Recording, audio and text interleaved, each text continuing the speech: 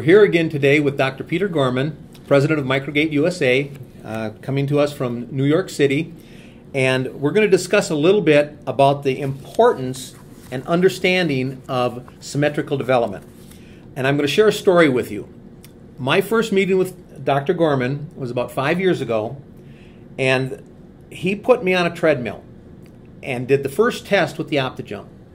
And I did it in stocking feet. I walked for 30 seconds on the treadmill at 3 miles an hour. I got off the treadmill, and he showed me this computer screen of all these results, and I had no idea what I was looking at. Neither did I. And he pointed out first the step length, and he focused on that number. And at the bottom it said I was 2.1% asymmetric. Now, that didn't seem like it was a problem or anything from my perspective. I went on to learn how important symmetrical development is in terms of the stress it puts on your body over time. And Doc, if you would please explain what that 2.1% means in terms of stress for a person my size at 180 pounds. So what we have to figure out is, okay, this number 2.1, knowing the normal zone is 0 to 5. Wow, I'm in the normal zone. Who cares? I'm perfect. I'm okay. No, you're not perfect. And over time, if you don't take care of it, there's a degenerative process that's always coming at you. And the 2.1 goes to 3.0, goes to 3.5, and so forth. So what we want to do is make the statement very clear. Everyone is an athlete. And every moment of every day, we should all be striving towards what we call perfection. And if you're at 2.1, we'll get to 2.0, get to 1.9. Because eventually what's going to happen is you're going to lose your balance and coordination over time, the aging process. So what we want to do is fight that early on. And by giving children this right at a very young age, stitch in time saves 9. We're preventing bad habits from developing. Right. But knowing that at BFS, we've actually made the statement, everyone is an athlete. It doesn't matter whether you're 9 or 99. Everyone's an athlete. Let's take a look at your biomechanics. Let's take a look at your efficiencies. And to the best of your ability, always try to improve upon yourself. Well, and I appreciate that. And more than that, I appreciate the quality and the idea of science being part of my life. In reference to what Doc did for me after that first test, I then took the test with my shoes on. And I have orthotics. I'm flat foot, and so I took the test. Right after I did it stocking footed. The results really opened my eyes because I went from 2.1% asymmetric stocking footed with my orthotics on 6.9% asymmetric. And Doc looked at me and just kind of laughed and said, you should go get your money back from that doctor that sold those to you. And the next day I went out and I bought another pair of shoes without orthotics, came back the next morning, tested again, and I went to 1.1%.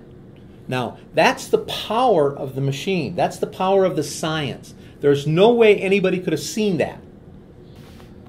The orthotic is cast in a subtalar neutral position, and you're standing there. So I'm off balance. They put me in balance. They cast me. They make this mold. And now everything is done standing there. Scans, whatever. But then they assume that what they did standing there allows me to function better moving, whether it's walking, jogging, running. You know, I once had a guy tell me that these were sport orthotics. How can they be sport orthotic? What'd you do? Cast me while I was dressed in my athletic underwear? So the idea of it is, let's check to see if it's actually doing what it was made to do. And what it was made to do was to reduce the asymmetrical differences in your gait cycle as you walk, jog, run. Well, here's a precise instrument that could check that. And if it did do that, hallelujah, we have a nice orthotic. But if it didn't do that, and the asymmetries actually got greater, then let's go back and find out why. Does it need reposting? What's going on? You know, just because the person looks better, they're pronated, and now we fix their pronation. Just because we make them look better, did we really make them function better? Well, we're assuming that we did. But until we have objective data that proves that we did, I like double checking everything. Well, I think that's why BFS is so happy to be working with you and Microgate, because what we can do for children over time, oh my God, is change habits that really affect what takes place on the playing field, all the way to the highest level of competition, all the way through our lives. You know, I'm going to make a little side note. A very good friend of mine, Fabrizio Blora, he's the head strength and conditioning coach for Ferrari. And you go to Maranello, and we go to Ferrari, and you have these beautiful, beautiful athletic machines, these Ferraris.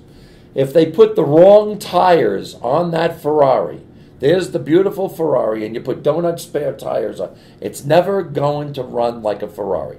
Well, same thing with our body. We have these, whatever is right for you, and we know it's right for you because it reduces the asymmetries in your gait cycle, so that with every step you take, you're making yourself function better over time.